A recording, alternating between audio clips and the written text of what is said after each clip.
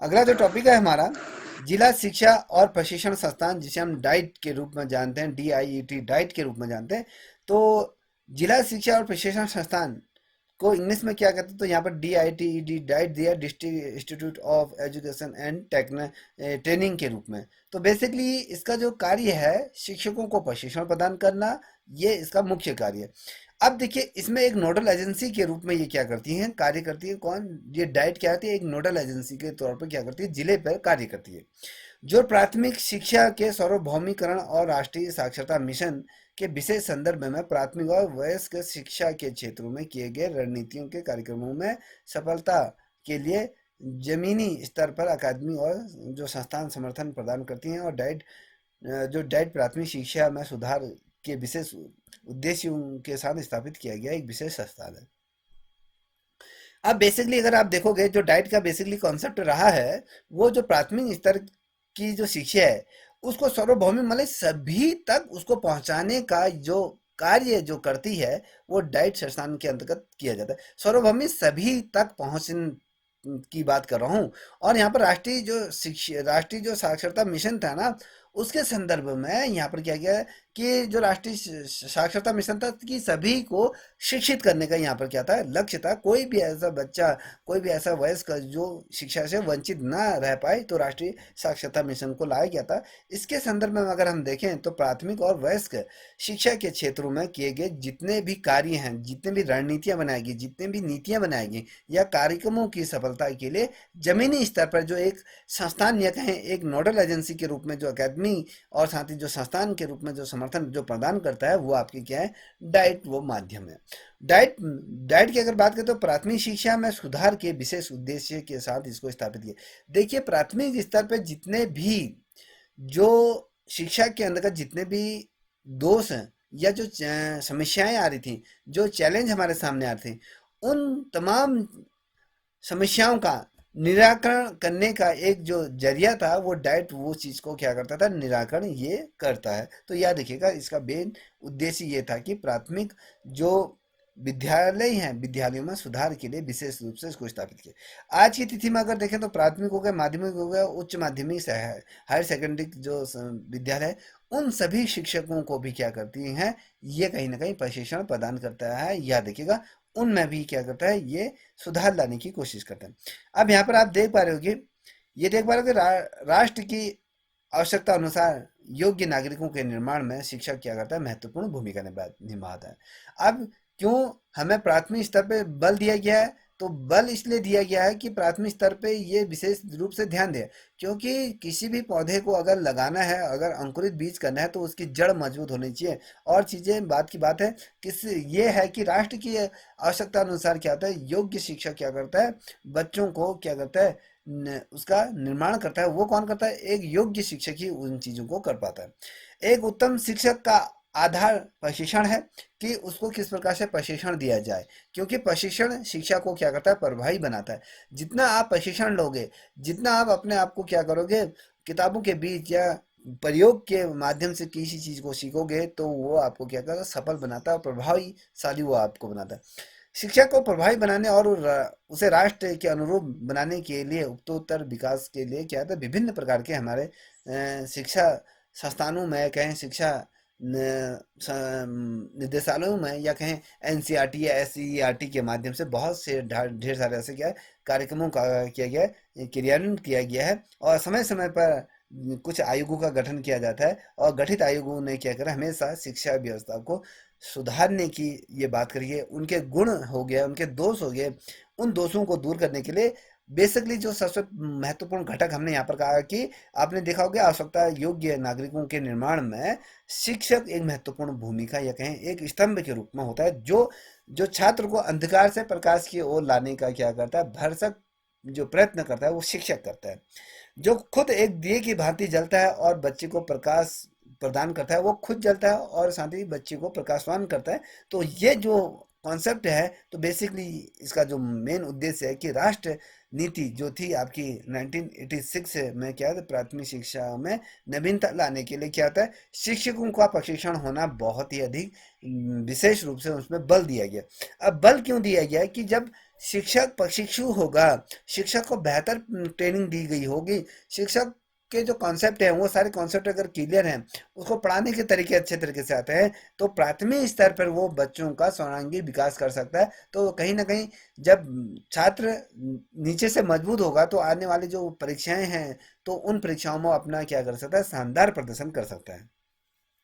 तो ये राष्ट्रीय शिक्षा नीति जो थी 1886 ने प्राथमिक शिक्षा में नवीनता लाने के लिए ये प्रयोग किए गए थे।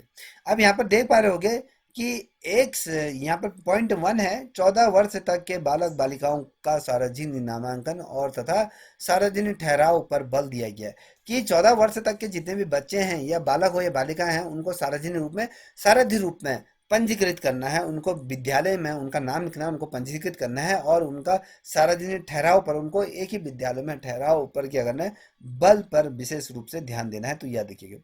अब यहाँ पर देख पा रहे हो कि दूसरा पॉइंट है यहाँ पर कि शिक्षा की गुणवत्ता में ठोस सुधार पर विशेष बल दिया गया। जितनी भी नीतियां हैं, चाहे वो 1968 की आई हो या 86 की आई हो या 92 में जब संशोधन हुआ था, जब हम बात करें एनईपी 2020 जब आई हैं, तो सभी शिक्षा नीतियों का जो मेन उद्देश्य रहा है कि शिक्षा की गुणवत्ता को विशेष रूप से कठोर और सुरक्षित बनाया जाए, उसमें विशेष रूप से उसको सरल सुगम बनाया जाए। तो उसी पर विशेषकर बल दिया गया कि जो शिक्षा है, शिक्षा के बहुआयामी विकास इसमें किया जाए। और शिक्षण प्रशिक्षण में एक निरंतर प्रतिक्रिया है। अगर हम शिक्षा के क्षेत्र के अंदर हम प्रशिक्षण प्राप्त करते हैं, या शिक्षण के अंतर्गत जब प्रशिक्षण उनको निरंतर दिया जाता है, तो इससे क्या होता है, तो जो शिक्षक की जो कॉन्सेप्ट है, जो नवीनी ज्ञान है, वो जो पूर्व का ज्ञान को नवीनी ज्ञान से जोड़ने का कहीं ना कहीं ये प्रयास किया जाता है। अथवा अगर हम देखें 1966 में अगर बात करें, 86 में, तो नीति की का दूसरे पहलू की एक क्रियान्वित के लिए कहता है प्रत्येक जिले पर जिले स्तर पे क्या करते हैं, 1986 की जो शिक्षा नीति है, उसका जो पहला जो पहलू है, वो कहता है कि प्रत्येक जिला स्तर पर क्या हो गया, शिक्षा प्रशिक्षण विद्यालयों की स्थापना कीजिए। शिक्षा प्रशिक्षण विद्यालय मतलब जिसे हम डाइट के रूप में हमने कहा। डाइट क्या करता है, जितने भी शिक्षक होते हैं, उन शिक्षकों के आने वाले उन शिक्षकों के सामने जो आने वाली जो समस्याएं होती, प्राथमिक स्तर पे जो समस्याएं उत्पन्न होती हैं, उन समस्याओं का निराकरण कौन करेगा, ये जो करेगा आपके डाइट के माध्यम से प्राथमिक स्तर पे जितने भी समस्याएं हैं, उन समस्याओं का निराकरण करेगा। समय समय पर क्या करेंगे, वो विद्यालय के शिक्षकों का वो समय समय पर ट्रेनिंग की जाएगी, उनको जो उनका जो पूर्व ज्ञान है, उस पूर्व ज्ञान को नवीनतम ज्ञान से कहीं ना कहीं जोड़ना है, और वो उनके जो प्रश्न चिन्ह है, उन प्रश्न चिन्हों को कहीं ना कहीं दूर करना है। तो यह देखिएगा। और प्राथमिक और उच्च प्राथमिक विद्यालयों में कार्यरत शिक्षकों और अनौपचारिक और प्रौढ़ शिक्षा के में कार्य कर रहे कार्यकर्ताओं के लिए सेवापूर्ण और सेवारत पाठ्यक्रमों का आयोजन सिफारिश करने करने वाला राष्ट्रीय शिक्षा नीति 1986 के आर्टिकल अगर कहे 9.6 अनुच्छेद में प्रावधान किया गया।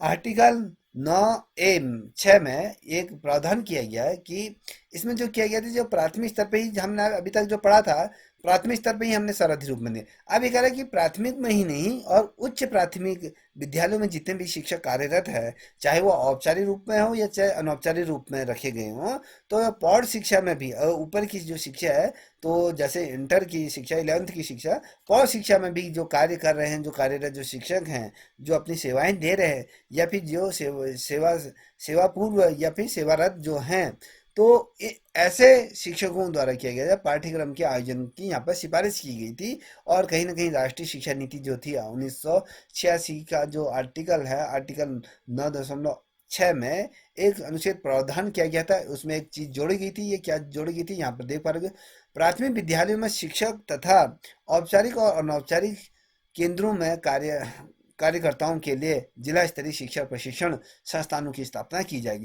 क्वेश्चन पूछा जाता है कि ऐसा कौन सी वो शिक्षा नीति थी जिसके अंतर्गत जिला स्तरीय और शांति जिला स्तरीय शिक्षा और प्रशिक्षण संस्थानों की स्थापना की जाएगी। इस पर बल जो दिया गया था 1986 की वो राष्ट्रीय शिक्षा नीति थी, जिसमें सिफारिश की गई थी, इस पर सारथी रूप में बल दिया गया था। ये जो संस्थाएं थी, जो सेवा पूर्व और से जो सेवा अवधि में जो प्रशिक्षण व्यवस्था करेगी, मतलब जो संस्थाएं हैं, जो शिक्षा की जो संस्थाएं हैं, उन संस्थाओं में जो पूर्व में जो कार्यरत जो शिक्षक हैं, जो वर्तमान समय में अपनी सेवाएं दे रही हैं, उन शिक्षकों को यहाँ पर प्रशिक्षण की व्यवस्था ये कौन कराएगी? ये आपकी जो राष्ट्रीय शिक्षा नीति जो थी 1986 में, इसके इन चीज़ों पर बल दिया गया था। इसमें कहा गया था कि भैया जिले स्तर पे एक संस्थान का गठन किया गया है जो कि शिक्षकों से संबंधित जो प्रशिक्षण ये कराएगी, तो इसलिए डाइट का ये दायित्व बनता है, तो ये डाइट वो करती है। तो संस्थानों के गठन के साथ साथ निम्न स्तरीय संस्थाएं इनको समाप्त कर, जो नीचे वाली जो संस्थाएं हैं उनको समाप्त कर दी जाएगी, इसमें ये बात की गई। अब यहाँ पर देख पा रहे राष्ट्रीय शिक्षा नीति के उक्त निर्देशानुसार प्रत्येक राज्यों के जिले में, देखिए जितने भी राज्य हैं, प्रत्येक राज्य के जो जनपद होता है, जनपद में आपको हर जगह एक डाइट संस्थान आपको देखने को मिलेगा, जिसे हम जिला शिक्षा और प्रशिक्षण संस्थान के रूप में जानते हैं। तो समयबद्ध कार्यक्रमों के अनुसार एनसीईआरटी और एससीईआरटी के मार्गदर्शन पर 1988 में ये स्थापित किया गया था। आपको याद रखिएगा, जो एससीईआरटी है, इसके मार्गदर्शन पर जो जिला शिक्षा और प्रशिक्षण संस्थानों को जो स्थापित किया गया था, ये किस वर्ष स्थापित किया गया था, क्वेश्चन बनता है, तो आपको पता होना चाहिए 1988 में इनको स्थापित किया गया था। जो आपकी जो शिक्षा नीति थी 86 में ये प्रावधान लाया गया था, उसके बाद एनसीईआरटी और साथ ही एससीईआरटी के माध्यम से क्या किया जाएगा, यहाँ पर 1988 में इनको स्थापित किया गया। और इसके माध्यम से क्या था, आपको बता दूं, जो एनसीईआरटी है, जो हमने एनसीईआरटी पर, जो कि देश की संपूर्ण जो कार्यवाहक संस्था के रूप में जो कहते हैं, स्वायत्त जो संस्था के रूप में ये कार्य करती है। और ये क्या है, ये केंद्र स्तर पर की जो ये एनसीईआरटी है, ये राष्ट्रीय स्तर की है। और एससीईआरटी या स्टेट के अंतर्गत, राज्य शैक्षणिक संस्थान के अंतर्गत जो कार्य करती है, जो एनसीईआरटी का एक घटक के रूप में कहें, या एक इसका क्या है, अंग ये माना जाता है। जो राष्ट्रीय जो एनसीईआरटी जो कार्यों को करवाती है, वो जो स्टेट स्तर पर, जो चाहे वो केंद्र स्तर, केंद्र राज्य, केंद्रीय जो शासित प्रदेश हैं, या तो वहाँ जो राज्य स्तर पे है, जो राज्य हैं, वो क्या करते हैं, हर राज्य में, हर केंद्र में आपको एससीईआरटी ये संस्थान यहाँ पर आपको देखने को मिलते हैं। ये क्या करती है, जो एनसीईआरटी जो नियम बनाती है, जो समय समय पर जो कार्यक्रम करती हैं, शिक्षा के क्षेत्र में जो कार्यक्रमों को जो निर्धारित करती है, एससीईआरटी का वो कार्य होता है कि ये समय समय पर क्या करती है, जो ये जिले में जो शिक्षा के अंतर्गत जो संस्थान है, उन संस्थानों को दिशा निर्देश देती है, उन चीज़ों को क्रियान्वित करने के लिए ये क्या करती है, बल देती है। और समय समय पर प्रशिक्षण शिक्षकों के, चाहे वो छात्रों के हो या उनको छात्रवृत्ति प्रदान करनी है, तो उसका जो देख रेख करती है, वो आपके एससीईआरटी के माध्यम से किया जाता है। और माध्यमिक स्तर पर शिक्षक शिक्षा में सुधार लाने हेतु चुनी गई राष्ट्र जो माध्यमिक शिक्षा प्रशिक्षण संस्थान को राज्य शैक्षणिक अनुसंधान परिषद के कार्यों को संपादित करेगी। अब ये जो है एससीईआरटी का जो फुल फॉर्म है, उसका जो फुल फॉर्म है, राज्य शैक्षणिक अनुसंधान एवं प्रशिक्षण परिषद के कार्यों को ये क्या करेगी, संपादित कौन करेगी, राष्ट्रीय शिक्षा, जो हम कहते हैं एनसीईआरटी के माध्यम से जो भी दिशा निर्देश दिए जाते हैं, वो राज्य शैक्षणिक अनुसंधान प्रशिक्षण परिषद के कार्यों को ये क्या करती है, संपादित करती है और उनको उन्नत बनाती हैं। और अगर आपको मैं बताऊं, ये क्या करते हैं, माध्यमिक स्तर पर जितने भी शिक्षक हैं, उनकी शिक्षा में सुधार लाने के लिए क्या करती है, ये माध्यमिक शिक्षा प्रशिक्षण संस्थानों में जो ये एनसीईआरटी की जो मैं बात करूँ, एससीईआरटी के, इसके द्वारा जो समय समय पर जो क्रियान्वित कार्यक्रम जो आयोजित कराए जाते हैं, ये डाइट के माध्यम से किए जाते हैं। बेसिकली अगर आप देखोगे, 50 शिक्षा प्रशिक्षण महाविद्यालय और एडवांस स्टडी इन एजुकेशन, जिसे हम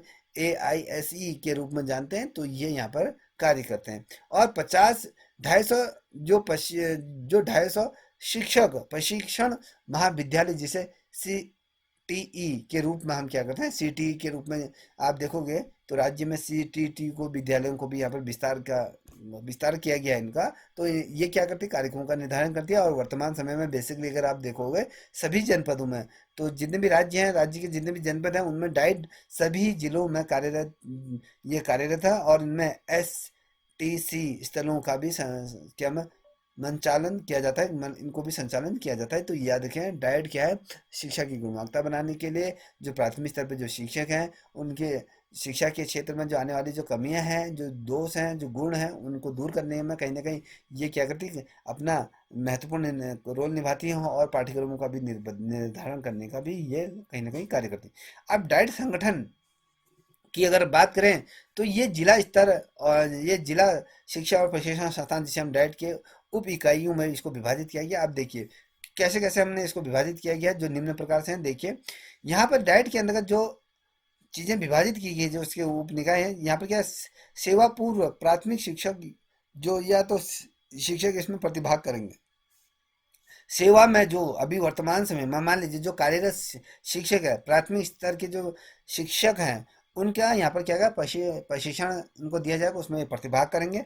और जो सेवारत शिक्षक है वो प्रशिक्षण क्षेत्र, अंतःक्रिया, नवाचार, समन्वय, नए नए इनोवेटिव चीजें कि हम शिक्षा के क्षेत्र में क्या बेहतर कर सकते हैं, नए नए आइडियाज हम इसमें लाते हैं। तो यहाँ पर अपने आइडियाज को आपको एक मंच दिया जाता है, उस मंच के माध्यम से आप अपने अपने आइडियाज को क्या कर सकते हैं, यहाँ पर रख सकते हैं। जितने भी शिक्षक हैं उन शिक्षकों को समय समय पर क्या है, डाइट के माध्यम से यहाँ पर प्रशिक्षण दिया जाता है। मान लीजिए कभी मैथ के सब्जेक्ट के दिया जाता है, कभी साइंस के सब्जेक्ट में दिया जाता है, कहीं अलग अलग सब्जेक्टों में समय समय पर यहाँ पर क्या दीजिए, प्रशिक्षण दिया जाए। अब योजना और प्रबंधन प्रभाग। अब यहाँ पर क्या होता है, आपने कोई नवाचार सोचा, कोई नए नए इन्वेशन सोचा कि शिक्षा में ये चीज होनी चाहिए, तो ऐसी योजनाएं बनाती हैं जो कि शिक्षा में आगे बहुत उसका अच्छा प्रभाव हो सकता है, या कुछ ऐसे पाठ्यक्रम आपने नहीं देते, ये उसका प्रबंधन कोष या कहे प्रबंधन प्रभाग के अंतर्गत ये किया जाता है। औपचारिक जो शिक्षा है, जो प्रौढ़ शिक्षा या एवं जिला संबंधित जो संदर्भ में इकाई प्रभाग होता है। और औपचारिक और अनौपचारिक दो प्रकार की शिक्षाएं होती हैं, तो ये भी इसके अंतर्गत इनको क्रियान्वित किया जाता है। अब यहाँ पर 5वें नंबर का देखो, शैक्षिक प्रौद्योगिकी प्रतिभाग। अब देखिए जो प्रौद्योगिकी मतलब शिक्षा के क्षेत्र से हम प्रौद्योगिकी मतलब जिसमें हमें रोजगार की संभावनाएं पैदा हो जाती, जैसे हमने कहा कि कला के क्षेत्र में हमने अपना कुछ कार्य कराए, या फिर हम कुछ ऐसे मंच ढूंढने की कोशिश करते हैं जो कि प्रौद्योगिकी क्षेत्र में कहीं ना कहीं वो अपना प्रतिनिधित्व कर सकते हैं, तो इस पे भी ये क्या कहते हैं, प्रकोष्ठ निर्मित होता है। और पाठ्यचर्या सामग्री विकास करना और मूल्यांकन करना। देखिए हमने प्राथमिक स्तर पर जो शिक्षकों को यहाँ पर प्रशिक्षण दिया जाता है, उनसे कहा जाता है कि किस प्रकार से आपने पाठ्यचर्या को निर्मित करना है, किस प्रकार से आपने पाठ्यक्रम निर्मित करना है, किस प्रकार से आपने वो तमाम प्रश्न पत्र जो बना रहे हैं, जो छात्र के मनोबल या कहें उसके जो स्तर है, बौद्धिक स्तर, उसके आधार पर आपने उनको निर्मित करना है। और साथ ही किस प्रकार से बालक का मूल्यांकन करना है, ना सशक्त करना है ना बहुत ज़्यादा हार्ड करना है, तो उसके अपने समझ के आधार पर क्या करना है, उसमें मूल्यांकन करना है। वो तमाम चीज़ें जो सिखाई जाती है वो डाइट के अंदर। अब डाइट के पदों का विवरण, किस डाइट में कितनी वैकेंसीज होती है, उनकी डिटेल आपके सामने कभी क्वेश्चन पूछा जाता है कि डाइट में कि वैकेंसीज कितनी कितनी होती है, कौन सा पद कहाँ पर होता है, तो याद रखिए। तो जिला शिक्षा और प्रशिक्षण संस्थान डाइट में योग्य व्यक्तियों का चुनाव हेतु 1986 की जो शिक्षा नीति की जो हम अभी चर्चा करते हुए आ रहे हैं, तो उनके द्वारा विशिष्ट चुनाव पद्धति अपनाई जाती है। तो याद रखिएगा, जो योग्य व्यक्ति होते हैं उनके चुनाव हेतु किया जाता है। ये मान लीजिए डाइट में ऐसे वैसे भी शिक्षक नहीं जाते हैं, जो अपने क्षेत्र में जो अपनी मान लीजिए कोई किसी सब्जेक्ट में बहुत ज़्यादा पारंगत है, ऐसे शिक्षकों को यहाँ पर नियुक्त किया जाए। उसके लिए क्या होता है, व्यक्तियों के चुनाव हेतु जो आपके 1986 की जो शिक्षा नीति थी उसके अनुसार से विशिष्ट चुनाव पद्धति यहाँ पर अपनाई जाती है। तो प्रत्येक डाइट में निम्न प्रकार के व्यक्ति होंगे जो जिला शिक्षा और प्रशिक्षण संस्थान के उद्देश्यों की परिपूर्ति हेतु अपने कार्यों और प्रशासन ये कार्य करेंगे। अब देखिए क्वेश्चन क्या बना, एक क्वेश्चन यहाँ पर बन गया कि क्वेश्चन पूछा जाएगा कि डाइट संस्थान में योग्य व्यक्ति चुनाव हेतु किस शिक्षा नीति का अनुसरण या उस का अनुसरण करके शिक्षा पद्धति को नहीं, वो चुनाव पद्धति को अपनाई जाती। तो आपको ये सर्वविदित होना चाहिए कि 1986 की जो शिक्षा नीति थी उसके आधार पर क्या किया जाए, विशिष्ट एक प्रकार की चुनाव प्रतिक्रिया होती है, ठीक है, उस प्रतिक्रिया क्या उसको अपनाई जाएगी। उसके आधार पर जो शिक्षक चयनित होंगे, तो वो शिक्षक क्या करेंगे, आपके डाइट में अपना अपना जो कार्यों को जो दिया जाएगा उन कार्यों का निर्वाह करेंगे। तो ये तमाम चीजें इसके अंतर्गत कही गई। अब डाइट में प्रत्येक कितने पद होने चाहिए, याद रखिएगा। डाइट में एक प्रधानाध्यापक होगा, एक उप प्रधानाध्यापक, हम जिसे प्रिंसिपल और वाइस प्रिंसिपल जो हम कहते हैं, तो वो होंगे। और यहाँ पर वरिष्ठ वक्ता की अगर हम बात करें, जो कहने का मतलब है वरिष्ठ प्रवक्ता जिसे हम कहते हैं, यह वक्ता का ये याद रख लें, मैं आपको समझाने के लिए बता देता हूँ। एक प्रिंसिपल होता है, एक वाइस प्रिंसिपल होता है, और एक क्या होता है, जो सीनियर लेक्चरर के जो पद होंगे वो आपके 6 पद सीनियर लेक्चरर होंगे।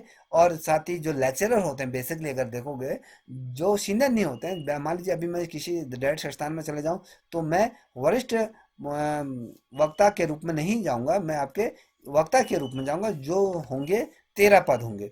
13 पद आपके प्रवक्ता होंगे, वरिष्ठ प्रवक्ता के 6 पद होंगे, उप प्रधानाचार्य का 1 होगा, प्रधानाचार्य का 1 पद होगा। और यहाँ पर जो जो पुस्तकालय अध्यक्ष के रूप में, जो पुस्तकालय को जो देख रेख करेगा, जिसके अंदर सारी डाइट की जो पुस्तकालय जो रहेगी उसके अधीन रहेगी, तो वहाँ पर एक शख्स की नियुक्ति होगी। और लेखाकार के रूप में भी वहाँ पर एक पद वहाँ पर होगा, सृजन किया जाएगा। और डाइट में 2 लिपिक होंगे, और साथ ही कनिष्ठ लिपिक यहाँ पर 5 कनिष्ठ लिपिक के पद होंगे, और तकनीशियन के भी यहाँ पर पद होंगे। और अन्य सहायक जो जैसे 4th क्लास या अन्य जो तकनीकी संबंधित, ये अलग अलग अपने आवश्यकता अनुसार रख सकते हैं। तो बेसिकली ये पदों का ये क्रम है आपके सामने ये रख दिया है, तो पूछा जा सकता है। देखिए, मैं क्या क्वेश्चन जैसे कि पूछा जा सकता है कि डाइट संस्थान के अंतर्गत कितने पुस्तकालय के पद निर्धारित किए गए हैं। तो वरिष्ठ प्रवक्ता के अन्य वरिष्ठ व्याख्याता या जिसे वरिष्ठ प्रवक्ता के कितने पद होंगे, तो आपको पता होना चाहिए कि वहां पर 6 पद ये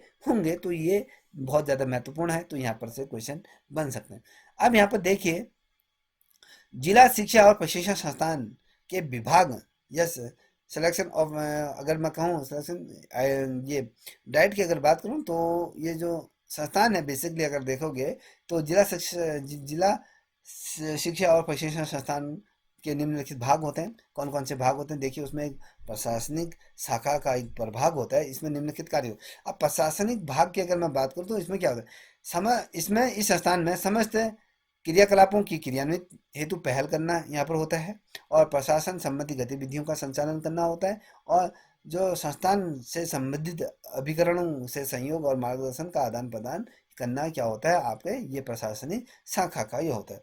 अब योजना और प्रबंधन की अगर बात करें, प्रबंधन, तो इसके अंतर्गत निम्नलिखित कार्य किए जाते हैं, जैसे प्रधानाध्यापक, शाला संगम या अध्यापक, या फिर ब्लॉक स्तर के जो शिक्षा अधिकारी, जो हम कहते हैं खंड शिक्षा अधिकारी होते हैं, उनका प्रशिक्षण दिया जाता है उनको। और स्कूल की मैपिंग की जाती है, माइक्रो प्लानिंग बनाई जाती है कि बच्चों को कैसे सिखाया जाए। तो माइक्रो प्लानिंग में अधिकारियों का सहयोग यहाँ पर प्रदान करना होता है। और अगर हमें जो शैक्षणिक संस्थान के अंतर्गत जो दल जो दक्ष है, जो संकलन करना होता है, और पिछड़े क्षेत्रों में जो शैक्षिक दृष्टि से आकलन करना होता है, ये तमाम चीज़ें आपकी किसी होती है, योजना और प्रबंधन के अंतर्गत होता है। और पाठ्य शिक्षण के अंतर्गत का बात करें, तो यहाँ पर सामग्री विकास और मूल्यांकन, इसके अतिरिक्त निम्नलिखित कार्य इसके अंतर्गत आ जाते हैं। बेसिकली अगर हम देखें, पाठ्यक्रम विकसित करना होता है। बेसिकली पहला पाठ्यक्रम की अगर हम बात करें डाइट के अंतर्गत, तो यहाँ पर क्या होता है, पाठ्यक्रम को विकसित करना होता है। और मूल्यांकन विधियों पर कार्यशाला का आयोजन किया जाता है। जैसे कि मान लीजिए, सभी शिक्षकों को मान लीजिए जैसे रिजल्ट बनाने से पूर्व उनको वहाँ बुलाया जा सकता है कि किस प्रकार से मूल्यांकन करनी चाहिए, किस प्रकार से आपको कार्यशालाओं का आयोजन करनी चाहिए, बच्चों को कैसे सिखाना चाहिए, तमाम चीज़ें यहाँ पर सिखाई जाती हैं। और शिक्षण तकनीक कार्यक्रम, वो तकनीकों को हमने किस प्रकार से शिक्षण शिक्षण के अंतर्गत तकनीकों का किस प्रकार से प्रयोग करना चाहता है, उसका भी प्रशिक्षण क्या करते हैं, डाइट के माध्यम से की जाती है। प्रत्येक ग्रीष्मकालीन जब अवकाश होते हैं, तो उसमें 10 दिन का यहाँ पर 10 दिवसीय यहाँ पर क्या होता है, शिविर चलता है। तो यहाँ पर अलग अलग जो ब्लॉग हैं, अलग अलग ब्लॉगों के अलग अलग विद्यालयों के यहाँ पर शिक्षक प्रतिभाग करते हैं अलग अलग सब्जेक्ट के, तो ये आपको पता होना चाहिए।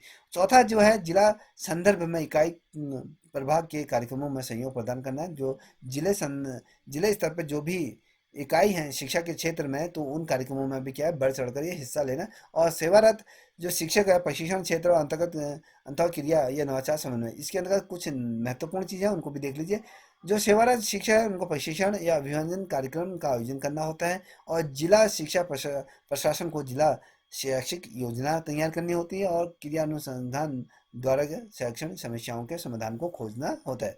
और बेसिकली अगर नवीन शिक्षण तकनीक का प्रभावी उपयोग करना होता है, तो ये आपको पता। अब देखिए, 5वां बिंदु है शैक्षणिक प्रौद्योगिकी की बात करें, इसके अंदर क्या करें, कम लागत अल्पव्यापी की जो शिक्षा सामग्री को तैयार करना है। देखिए, ज़्यादा हमें कॉस्टली में जो शिक्षण सामग्री को हमें तैयार नहीं करना है। हमें ये देखना है कि जो गांव में एक जो बढ़ाई का काम करता है, जो मिस्त्री का काम करता है, वो व्यक्ति भी इन सामग्रियों का वहन कर सकता है। और ये सभी चीज़ों को मद्देनजर देखिए, कंप्यूटर लैब तैयार करना है, दृश्य सामग्रियों का रखरखाव कैसे करना है, उनका उपयोग कैसे करना है, उनका प्रदर्शन कैसे करना है, ये सारी चीज़ें इनमें ट्रेनिंग दी जाती है। मान लीजिए आपने कोई चलचित्र, कोई मूवी दिखाई बच्चों को, तो वो किस प्रकार से करना है, किस प्रकार से बच्चों को बैठाना है, किस प्रकार से उनको बौद्धिक स्तर पर रखना है, और आपने किस प्रकार से कोई ब्लॉग बना रहे हैं, उन ब्लॉग को किस प्रकार से निर्धारित कर रहे हैं, तो वो तमाम चीज़ें इसके अंतर्गत आ जाती हैं। ठीक है।